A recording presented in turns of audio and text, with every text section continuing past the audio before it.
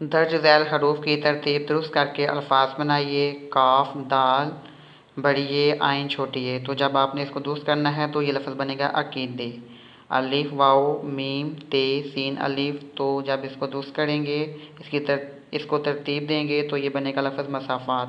اسی طرح نیکسٹ لفظ ہے تذکرہ، اس کے بعد جہالت، ابتدا۔ اس کے بعد آپ نیکسٹ پیج پہ آئیں گے تو کویسچن ہے درج ذیل واحد الفاظ کی جمع اور جمع کے واحد لکھیے۔ یعنی سب سے پہلے ہمیں علم ہونا چاہیے کہ واحد کسے کہتے ہیں اور جمع کسے کہتے ہیں۔ تو جیسا کہ میں نے آپ کو پہلے بتایا تھا، واحد جو لفظ ایک شخص یا چیز کے لیے بولا جائے واحد کہلاتا ہے، جیسے لڑکا، گھوڑا، قلم، میز وغیرہ۔ جمع جو لفظ ایک سے زیادہ شخص یا چیزوں کو ظاہر کرے، اسے جمع کہتے ہیں، جیسے لڑکے، گھوڑے، میزیں وغیرہ۔ تو آپ نے اس کو مد نظر رکھتے ہوئے اس کویسچن کو حل کرنا ہے۔ جیسے فرشتہ، تو یہ واحد ہے تو اس کی جمع ہے فرشتے۔ اس کے بعد خواتین، تو یہ جمع ہے تو اس کا واحد ہے خاتون۔ اس کے بعد فرد، یہ واحد ہے تو اس کی جمع ہے افراد۔ اور اوقات جمع ہے تو اس کا واحد ہے وقت۔ حقائق واحد ہے تو اس کی جمع ہے حقائیات۔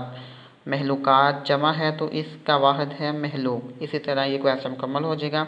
اس کے بعد نیکسٹ ہے بچوں، یہ تو آپ جانتے ہی ہیں کہ اسم معرفہ کسی خاص شخص، جگہ یا چیز کے نام کو کہا جاتا ہے۔ اس کی 6 اقسام ہوتی ہیں۔ اس میں علم، خطاب، لقب، کنیت، عرفیت، تعلق۔ تو سب سے پہلے میں آپ کو اس میں علم کے بارے میں بتاؤں گا، یعنی اس میں علم کی تعریف۔ یہ وہ اسم ہے جو کسی کا اصل یا ابتدائی نام ہو، مثلا محمد علی جناح، چین، جہلم وغیرہ۔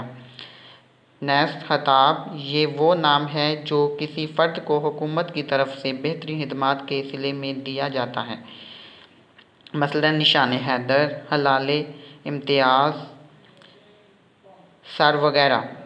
اس کے بعد جز نمبر 3 لقب، یہ وہ خاص وصفی نام ہے، یعنی یہ وہ خاص تعریفی نام ہے جو کسی خوبی کی وجہ سے مشہور ہو گیا ہو، مثلا قائد اعظم رحمۃ اللہ علیہ، شاعر مشرق، ذبیح اللہ، کلیم اللہ، روح اللہ وغیرہ۔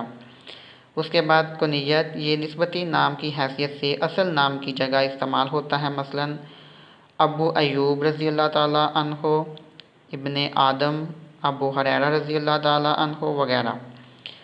عرفیت، یہ وہ نام ہے جو لوگوں میں پیار یا حقارت کی وجہ سے مشہور ہو جاتا ہے، یعنی کوئی بھی نام جس کو ہم پیار سے پکارتے ہیں یا اس اصل نام کو بگاڑ دیتے ہیں اور اس کی جگہ جو الٹا نام لیتے ہیں اسے عرفیت کہتے ہیں، مثلا گڈو، للن، چھوٹو وغیرہ۔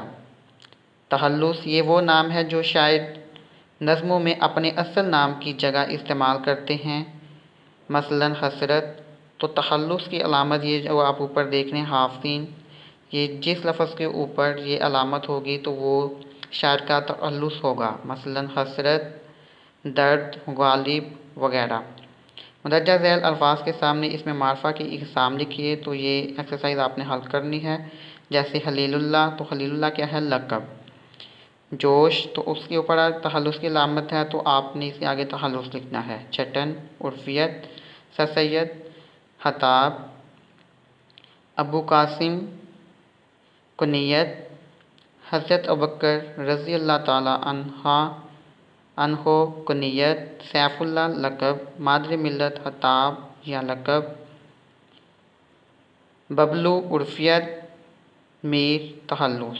یہ دیکھ رہے ہیں آپ، یہ 2 لفظ ہیں جن کے اوپر تخلص کی علامت ہے، تو یہ تو آپ کو واضح ہو جائے گا کہ یہ تخلص ہے، یعنی یہ شاعر کا مسند نام ہے۔